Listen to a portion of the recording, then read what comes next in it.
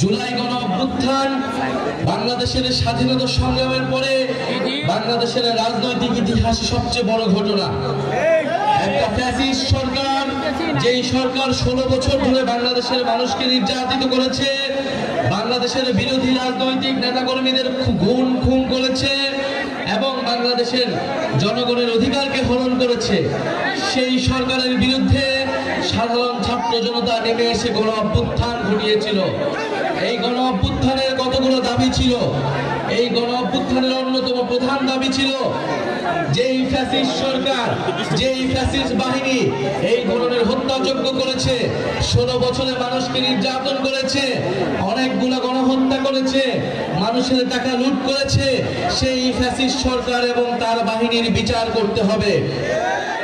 আমরা শেখ হাসিনা সহ আওয়ামী লীগের যারা বিভিন্ন সন্ত্রাসীরা রয়েছে তাদের বিচারের দাবিতে আমরা রাজপথে নেমেছি এবং দেশব্যাপী সংস্কারের দাবিতে আমরা নেমেছি এবং একটা নতুন সংবিধানের দাবিতে আমরা নেমেছি। এই নতুন সংবিধানের জন্য আমাদের একটি গণপরিষদ নির্বাচন লাগবে, যেই গণপরিষদ নির্বাচনের মাধ্যমে বাংলাদেশের সাধারণ মানুষ, বাংলাদেশের অভ্যুত্থানকারী জনতা বাংলাদেশের আগামী নতুন সংবিধান নির্ধারণ করবে। প্রিয় সংগ্রামী বন্ধুগণ, তরুণরা রাজপথে নেমে এসেছিল।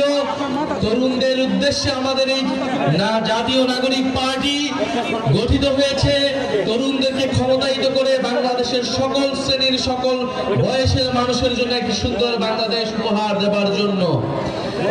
তরুণরা এবার বলতে চায়, তরুণরা কোনো দাবি নিয়ে রাজপথে নামতে আসেনি, বরং তরুণরা দায়িত্ব গ্রহণ করতে এসেছে। এবং আপনারা যারা মুরব্বীরা রয়েছেন, আমাদের মা খালারা রয়েছেন, আমাদের চাচারা বয়সীরা রয়েছেন, আপনারা আমাদের অভিভাবকত্ব গ্রহণ করবেন, জাতীয় নাগরিক পার্টিকে পরামর্শ দিবেন। জাতীয় নাগরিক পার্টি সাধারণ মানুষের, নাগরিকের অধিকার আদায় এবং মর্যাদার জন্য কাজ করবে।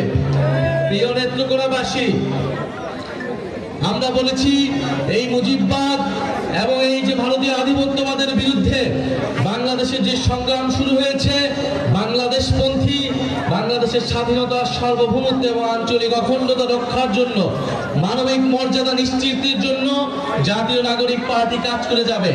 আমরা জানি নেত্রকোনায় হাওর বাওয়ারের অধ্যুষিত এলাকা, নেত্রকোনায় বন্যার সমস্যা রয়েছে, জলবায়ু পরিবর্তনের প্রভাব রয়েছে এই নেত্রকোনায়। নেত্রকোনায় শিক্ষা সহ স্বাস্থ্য ব্যবস্থার বেহাল দশা রয়েছে, কর্মসংস্থানের অভাব রয়েছে। আমরা একটি জনকল্যাণমুখী রাষ্ট্র তৈরি করতে চাই, যেখানে মানুষের শিক্ষা, স্বাস্থ্য এবং কর্মসংস্থানের অধিকার নিশ্চিত হবে।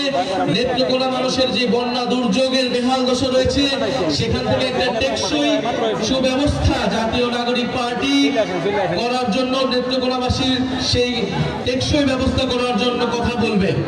প্রিয় নেত্রকোনাবাসী, যারা এখানে স্থানীয় সংগঠক রয়েছে তারা আপনাদের কথা শুনবেন, আপনাদের অধিকারের জন্য কথা বলবেন। আপনারা জাতীয় নাগরিক পার্টির হাতকে শক্তিশালী করুন।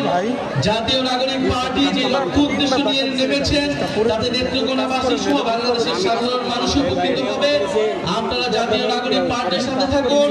ইনশাআল্লাহ জাতীয় নাগরিক পার্টি আপনাদেরকে একটি নতুন বাংলাদেশ এবং নতুন সংবিধান উপহার দিবে।